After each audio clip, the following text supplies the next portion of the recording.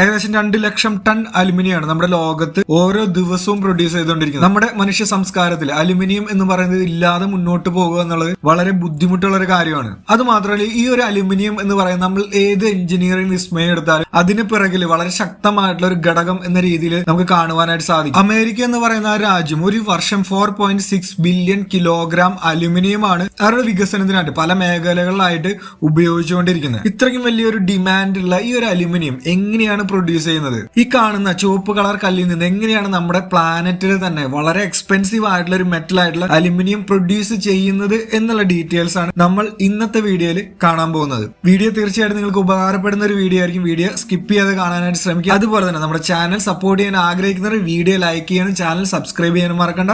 നമുക്ക് video start ചെയ്യാം. ശരിക്കും പറഞ്ഞിട്ടുണ്ടെങ്കിൽ മനുഷ്യകുലത്തിന്റെ പുരോഗതിക്ക് ഏറ്റവും പ്രധാനപ്പെട്ട ഒരു മെറ്റലായി മാറിയിരിക്കുകയാണ് അലുമിനിയം. പ്രസന്റ്ലി നമ്മൾ മെയിൻ ആയിട്ട് അലുമിനിയം ഉപയോഗിക്കുന്ന എവിടെയാണ് നോക്കുകയാണെങ്കിൽ എയറോപ്ലെയിൻസ് ഉണ്ടാക്കുവാനും ഓട്ടോമൊബൈൽസിന്റെ ആ ഒരു മേഖലയിലും ഹൈ വോൾട്ടേജ് കേബിൾസ് ഉണ്ടല്ലേ, എസ്പെഷ്യലി നമ്മുടെ ഇലക്ട്രിക് കേബിൾസ് ഇല്ലേ, നമ്മുടെ വീട്ടിലേക്കൊക്കെ കറണ്ട് കൊണ്ടുവരുന്ന ആ ഒരു ഇലക്ട്രിക് കേബിൾസ്, അതിനൊക്കെ വേണ്ടിയിട്ടാണ് മെയിൻ ആയിട്ട് ഇപ്പൊ നമ്മൾ അലുമിനിയം ഉപയോഗിച്ചിരിക്കുന്നത്. സോ നമ്മളൊന്ന് ആലോചിച്ച് നോക്കിയാൽ ഈ ഒരു അലുമിനിയം ഇല്ലെങ്കിൽ എന്തുമാത്രം ഒരു ഇഷ്യൂസ് ഉണ്ടാകും നമ്മുടെ ഈ ഒരു സംസ്കാരത്തിൽ. അതായത് അലുമിനിയം അത്രയും പ്രധാനപ്പെട്ട ഒരു ഘടകമായി മാറിയിരിക്കുകയാണ് നമ്മുടെ ഈ ഒരു കാലഘട്ടത്തിൽ. ഇരുമ്പ് നോക്കുകയാണെങ്കിൽ അത് പെട്ടെന്ന് ഓക്സിഡൈസ് ആയിട്ട് കാലക്രമേണ അത് തുരുമ്പ് പിടിക്കാനുള്ള ചാൻസ് കൂടുതലാണെന്നല്ല, തുരുമ്പ് പിടിക്കും. പക്ഷെ അലുമിനിയത്തെ സംബന്ധിച്ചിടത്തോളം അതിന്റെ ഉപരിതലത്തിൽ അലുമിനിയം ഓക്സൈഡ്സിന്റെ ഒരു പാളിയാണ് രൂപപ്പെടുന്നത്. അതുകൊണ്ട് തന്നെ അലുമിനിയം തുരുമ്പ് പിടിക്കില്ല, പെട്ടെന്ന് നശിച്ചു പോവുകയും ചെയ്യില്ല. സ്റ്റീലുമായിട്ട് കമ്പയർ ചെയ്യുകയാണെങ്കിൽ അലുമിനിയത്തിന് 3 ഇരട്ടി വരെ ഇതിന്റെ കനം കുറവാണ്. മറ്റൊരു കാര്യം, കുറഞ്ഞ സാന്ദ്രതയാണ് സ്റ്റീലിനെ അപേക്ഷിച്ച്, കൂടുതൽ ശക്തിയുമാണുള്ളത്. അതുകൊണ്ട് തന്നെ ഇത് ഒരുപാട് മേഖലകളിൽ ഉപയോഗിക്കുന്നത് നമുക്ക് കാണാനായിട്ട് സാധിക്കും. എങ്ങനെയാണെന്ന് വെച്ചിട്ടുണ്ടെങ്കിൽ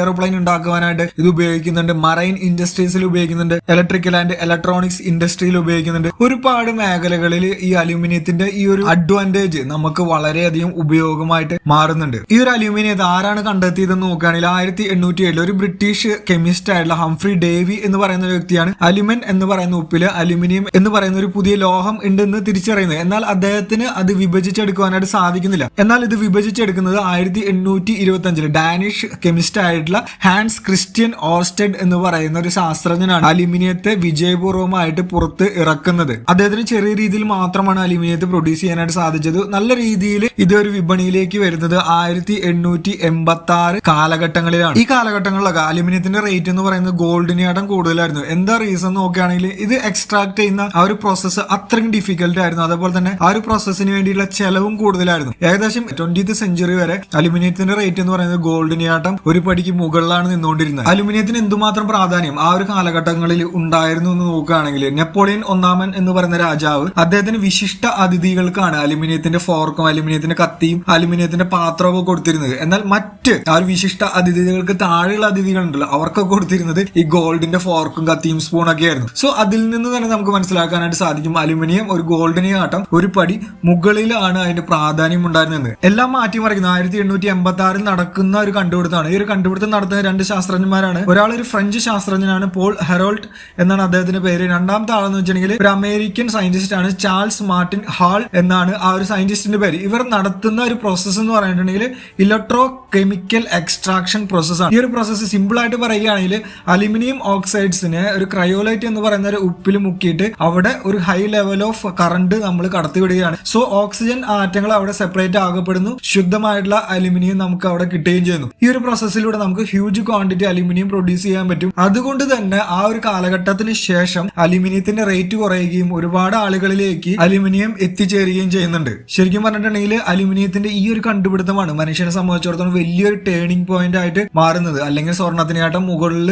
റേറ്റ് ശരിക്കും പറഞ്ഞാൽ അലുമിനിയത്തിന് ഉണ്ടാകും. ഇതേ പ്രോസസ്സ് തന്നെയാണ് കേട്ടോ അവർ ഉപയോഗിച്ച അതേ പ്രോസസ്സ് തന്നെയാണ് നമ്മൾ ഇപ്പോഴും ഉപയോഗിച്ചുകൊണ്ടിരിക്കുന്നത്. അടുത്തത് നമുക്ക് അലുമിനിയം എവിടെ നിന്നാണ് കിട്ടുക എന്ന് നോക്കാം. ശരിക്കും പറഞ്ഞിട്ടുണ്ടെങ്കിൽ അലുമിനിയം നമ്മുടെ കാൽക്കീഴിൽ തന്നെ ഉണ്ട് എന്നാണ് പറയുന്നത്. ഭൂമിയുടെ പുറന്തോടിൽ ഏറ്റവും കൂടുതലായിട്ട് കാണപ്പെടുന്ന ഒരു ലോഹം നമ്മുടെ അലുമിനിയമാണ്. ഭൂവൽക്കത്തിന്റെ ഘടനയിൽ 8% അലുമിനിയമാണ് അടങ്ങിയിട്ടുള്ളത്. എന്നാൽ സ്വർണം, വെള്ളി പോലെ അത് കറക്റ്റ് ആയിട്ടുള്ള ഒരു ശുദ്ധ രൂപത്തിലല്ല ഉണ്ടായിരിക്കുക. മറിച്ച് ബോക്സൈറ്റ് എന്ന് പറയുന്ന ഒരു റെഡിഷ് കളറിലുള്ള ഒരു സ്ട്രക്ചറിലായിരിക്കും ഉണ്ടായിരിക്കുക. എന്തുകൊണ്ടാണെന്ന് വെച്ചിട്ടുണ്ടെങ്കിൽ മെയിൻ റീസൺ എന്ന് വെച്ചിട്ടുണ്ടെങ്കിൽ അലുമിനിയം എന്ന് പറയുന്ന ഒരു ഹൈലി റിയാക്റ്റീവ് ആയിട്ടുള്ള മെറ്റലാണ്. സോ ഇത് ഓക്സിജനുമായിട്ട് പെട്ടെന്ന് പ്രവർത്തിക്കുന്നു. അങ്ങനെയാണ് ഈ ഒരു ചുവപ്പ് രൂപത്തിലുള്ള ബോക്സൈറ്റ് ഉണ്ടാകുന്നത്. ഈ ബോക്സൈറ്റിനെയാണ് നമ്മൾ തരംതിരിച്ചിട്ടാണ് ഈ ബോക്സൈറ്റിൽ നിന്നാണ് വീണ്ടും നമ്മൾ അലുമിനിയത്തെ വേർതിരിച്ചെടുക്കുന്നത്. ലോകത്ത് ഏറ്റവും കൂടുതൽ ബോക്സൈറ്റ് ബോക്സൈറ്റ് നിക്ഷേപമുള്ള ഒരു സ്ഥലം എവിടെയാന്ന് നോക്കുകയാണെങ്കിൽ മിഡിൽ ഓഫ് ഓസ്ട്രേലിയയിലുള്ള ഒരു മൗണ്ടെയിൻ ആണ്. ആ മൗണ്ടെയിനിൽ പ്രവർത്തിക്കുന്ന ഒരു ഖനിയുണ്ട്. ആ ഒരു ഖനിയുടെ പേരാണ് ആൽക്കോസ് ഹൺലി മൈൻ എന്നാണ് ആ ഒരു ഖനിയുടെ പേര്. ഈ ഒരു ഖനി ഒരു വർഷം ഏകദേശം 23 മില്യൺ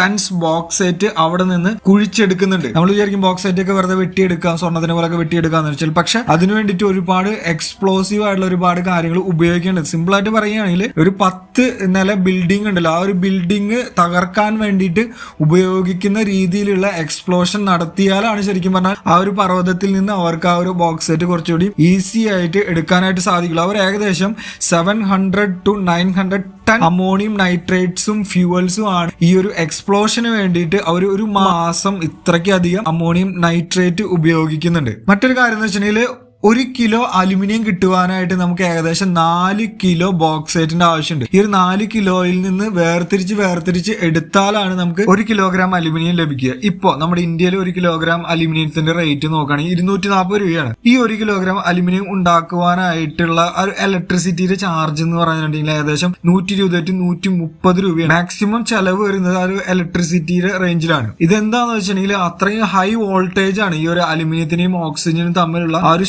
സ്ട്രോങ് ബോണ്ട് ബ്രേക്ക് ചെയ്യാനായിട്ട് ഹൈ വോൾട്ടേജ് ആണ് അവിടെ ഉപയോഗിക്കുന്നത്. മറ്റൊരു കാര്യം എന്ന് വെച്ചിട്ടുണ്ടെങ്കിൽ ഈ ഒരു അലുമിനിയം നമ്മൾ റീസൈക്കിൾ ചെയ്യുമ്പോൾ 1 കിലോഗ്രാം ഉണ്ടാക്കാൻ ഉപയോഗിക്കുന്ന കറണ്ട് എന്ന് പറയുന്നത് വെറും 5 to 6 രൂപ മാത്രമാണ്. അത്രയും ഹ്യൂജ് സേവിങ്സ് നമ്മൾ റീസൈക്കിൾ ചെയ്യുമ്പോഴുണ്ട്. പക്ഷെ അത് പുതുതായിട്ട് ഉണ്ടാക്കുമ്പോൾ മെയിൻ ആയിട്ടുള്ള എക്സ്പെൻസ് എന്ന് പറയുന്നത് ആ ഒരു ഇലക്ട്രിസിറ്റിയുടെ എക്സ്പെൻസ് ആണ്. മറ്റൊരു പ്രത്യേകത എന്ന് വെച്ചിട്ടുണ്ടെങ്കിൽ സിൽവർ, കോപ്പർ, ഗോൾഡ് ഒക്കെ കഴിഞ്ഞാൽ കൂടുതൽ സ്ട്രോങ് ആയിട്ടുള്ള ഒരു കണ്ടക്റ്റീവ് മെറ്റലാണ് നമ്മുടെ ഈ അലുമിനിയം എന്ന് പറയുന്നത്. ഇതിന്റെ ഈ ഒരു സവിശേഷത കൊണ്ടാണ് ഇലക്ട്രിക് ലൈൻസ് ഒക്കെ അലുമിനിയം ഉപയോഗിക്കാനുള്ള മെയിൻ റീസൺ തുരുമ്പ് പിടിക്കില്ല എന്നുള്ളതും മറ്റൊരു സ്പെസിഫിക് ആയിട്ടുള്ള ഒരു റീസൺ കൂടിയാണ്. ചൈനയാണ് ലോകത്തിൽ 50% വരുന്ന അലുമിനിയം ഉപയോഗിക്കുന്നത്. ചൈനയാണ്. മെയിൻ റീസൺ എന്ന് പറഞ്ഞിട്ടുണ്ടെങ്കിൽ അവിടുത്തെ ഡെവലപ്മെന്റ് ആണ്. ഇൻഫ്രാസ്ട്രക്ചറിന്റെ മേഖലയിലായാലും മറ്റ് മേഖലയിലുള്ള ഡെവലപ്മെന്റ് ആണ് അതിന്റെ മെയിൻ റീസൺ. അതുപോലെ നെക്സ്റ്റ് സെക്കൻഡ് പൊസിഷനിൽ അലുമിനിയം കൂടുതലായിട്ട് ഉപയോഗിക്കുന്ന രാജ്യം നമ്മുടെ ഇന്ത്യയാണ്. തേർഡ് പൊസിഷനിലാണ് USA നിൽക്കുന്നത്. നമ്മൾ എന്തുകൊണ്ടാണ് അലുമിനിയം പാത്രങ്ങൾ കിച്ചണിൽ ഉപയോഗിക്കുന്നത് എന്ന് നോക്കുകയാണെങ്കിൽ അതിന്റെ ഒരുപാട് ഒരു അഡ്വാൻറ്റേജസ് ആണ്. ഒന്നെന്ന് പറഞ്ഞിട്ട് ലൈറ്റ് വെയിറ്റ് ആണ്. ഈസി ആയിട്ട് നമുക്ക് അങ്ങോട്ടും ഇങ്ങോട്ടൊക്കെ എടുത്ത് മാറ്റാനൊക്കെ സാധിക്കും. മറ്റൊരു കാര്യം എന്ന് വെച്ചിട്ടുണ്ടെങ്കിൽ ഹീറ്റ് കണ്ടക്ടർ ആണ്. സോ ഈസി ആയിട്ട് നമുക്ക് ഫുഡ് കുക്ക് ചെയ്യാനായിട്ട് സാധിക്കും. ഏറ്റവും പ്രധാനപ്പെട്ട അടുത്തൊരു അഡ്വാൻറ്റേജ് എന്ന് പറഞ്ഞിട്ടുണ്ടെങ്കിൽ ഇരുമ്പ് പാത്രമൊക്കെ പെട്ടെന്ന് തുരുമ്പ് പിടിക്കാനുള്ള ചാൻസ് ഉണ്ട്. പക്ഷെ അലുമിനിയം പാത്രങ്ങൾ എന്ന് വെച്ചാൽ തുരുമ്പ് പിടിക്കുക അങ്ങനത്തെ ഒരു പ്രശ്നം അവിടെ ഉണ്ടാകുന്നില്ല എന്നതും ഭക്ഷണ പദാർത്ഥങ്ങളുമായിട്ട് അത്രയും പെട്ടെന്ന് റിയാക്ട് ചെയ്യില്ല എന്നുള്ളതും പ്രധാനപ്പെട്ട ഒരു കാരണമാണ് നമ്മൾ അലുമിനിയം പാത്രങ്ങൾ കിച്ചണിൽ ഉപയോഗിക്കുന്നതിന്. ഇങ്ങനെ പറയുന്നുണ്ടെങ്കിലും ചില ഫുഡുകൾ നമ്മൾ അലുമിനിയം പാത്രത്തിൽ കുക്ക് ചെയ്യാതിരിക്കുന്നതാണ് നല്ലത്. കാരണം എന്താ വെച്ചിട്ടുണ്ടെങ്കിൽ അലുമിനിയം റിയാക്ട് ചെയ്യും നമ്മുടെ ആസിഡുമായിട്ട്. ലൈക്ക് ലെമൺ, ടൊമാറ്റോ, കേർഡ് ഇതേപോലത്തെ ഫുഡുകൾ, ഇതേപോലത്തെ ഫുഡ് ഐറ്റംസുമായിട്ട് അലുമിനിയം റിയാക്ട് ചെയ്യും. സോ ആ ഒരു ഇത് നമ്മുടെ ബോഡിയിലേക്ക് പോകാനുള്ള ചാൻസ് കൂടുതലാണ്. അതുകൊണ്ട് തന്നെ ചില ഫുഡുകൾ അലുമിനിയം പാത്രത്തിൽ കുക്ക് ചെയ്യുന്നത് അവോയ്ഡ് ചെയ്യുന്നതായിരിക്കും കൂടുതൽ നല്ലത്. ഓക്കെ ഫ്രണ്ട്സ്, നമ്മൾ ഇന്നത്തെ വീഡിയോ ഇവിടെ വൈൻഡപ്പ് ചെയ്യാണ്. ഈ വീഡിയോ എല്ലാവർക്കും ഉപകാരപ്പെട്ടു എന്ന് വിശ്വസിക്കുകയാണ്. തീർച്ചയായിട്ടും ഉപകാരപ്പെട്ടെങ്കിൽ വീഡിയോ ലൈക്ക് ചെയ്യാനും നമ്മുടെ ചാനൽ സബ്സ്ക്രൈബ് ചെയ്യാനും ഷെയർ ചെയ്യാനും മറക്കണ്ട. നമുക്ക് അടുത്ത നല്ലൊരു വീഡിയോ ആയിട്ട് കാണാം. അതുവരെയും ബൈ.